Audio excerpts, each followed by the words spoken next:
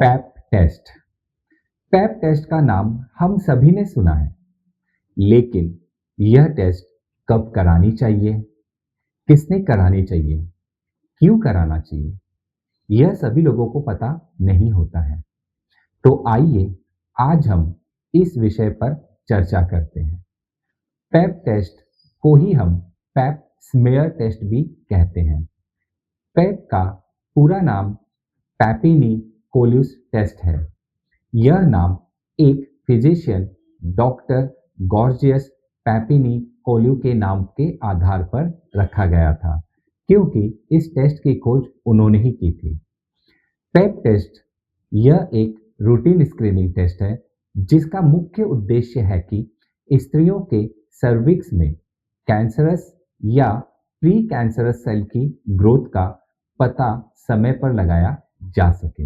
अब इसमें किस एज में कब ये टेस्ट करानी चाहिए उसके बारे में हम जानते हैं। एज फैक्टर 21 से लेकर 30 वर्ष की किसी भी फीमेल में यह टेस्ट 3 साल में एक बार करानी चाहिए।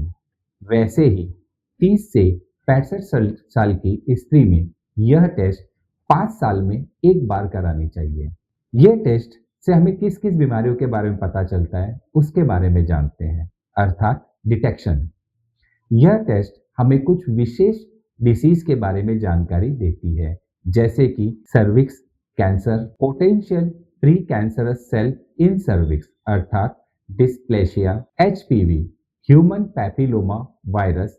यह एक सेक्सुअली ट्रांसमिटेड इन्फेक्शन है, जिसके कारण सर्विक्स कैंसर होने का रिस्क बहुत हाई होता है। कई बार इस टेस्ट के दौरान ट्राइकोमोनस, बैक्टीरियल ओवरग्रोथ या ईस्ट इन्फेक्शन का भी पता चलता है, लेकिन गोनोरिया और क्लीमाइडिया जैसे सेक्सुअल ट्रांसमिटेड डिसीज या इन्फेक्शन का पता इस टेस्ट से नहीं चलता है। टेस्ट में बेसिकली क्या किया जाता है? तो टेस्ट के दौरान डॉक्टर आपके वजाइना में एक स्पैकुलम इंसर्ट करते हैं और वहां पर से एक डिवाइस के द्वारा एक छोटा सा टुकड़ा सर्विक्स का निकाला जाता है, अर्थात एक सेल निकाला जाता है एक सैंपल के रूप में, और उसे लेबोरेटरी में इन्वेस्टिगेशन के लिए भेज दिया जाता है। सामान्य रूप से इस टेस्ट के दौरान कोई दर्द नहीं होता, लेकिन कुछ लोगों में टेस्ट के बाद थोड़ी सी ब्लीडिंग हो सकती है। इसमें हमें क्या क्या सावधानी रखनी होती है? तो टेस्ट के पहले 2 दिन सेक्सुअल एक्टिविटी, किसी भी प्रकार की कोई वजाइनल क्रीम या वजाइनल पेस्ट्रीज का उपयोग नहीं करना होता है। दूसरी बात, टेस्ट ये मेंस्ट्रुअल साइकिल के समय नहीं करनी होती है। इसी के साथ साथ में जब आप पेप स्मेयर टेस्ट कराने जा रहे होते हैं, तो उसके 2 दिन पहले आपको वजाइना में टैम्पोन्स या birth control foam, jellies, lubricant का यूज नहीं करना होता है। अब इसके रिजल्ट कैसे आते हैं? तो टेस्ट जो होती है, इसका रिजल्ट आने में लगभग 3 हफ्ते लग जाते हैं। अगर टेस्ट का रिजल्ट नॉर्मल है तो चिंता की कोई बात नहीं है, लेकिन अगर यहाँ पर टेस्ट अनक्लियर आया है तो कई बार डॉक्टर आपको फिर से ये टेस्ट रिपीट करने के लिए कह सकते हैं।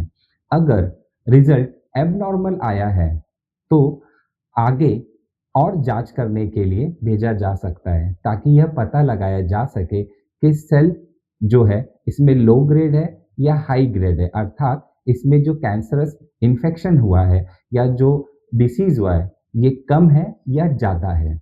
इसके बाद में फ्रीक्वेंट स्क्रीनिंग किन लोगों में करनी होती है?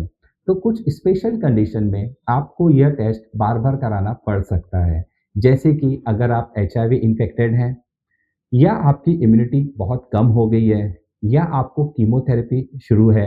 इसी के साथ साथ में अगर आपको कभी भी पहले भूतकाल में सर्वाइकल कैंसर हो चुका है, ऐसी हिस्ट्री है, तो इस कंडीशन में आपको यह टेस्ट बार बार कराना होता है।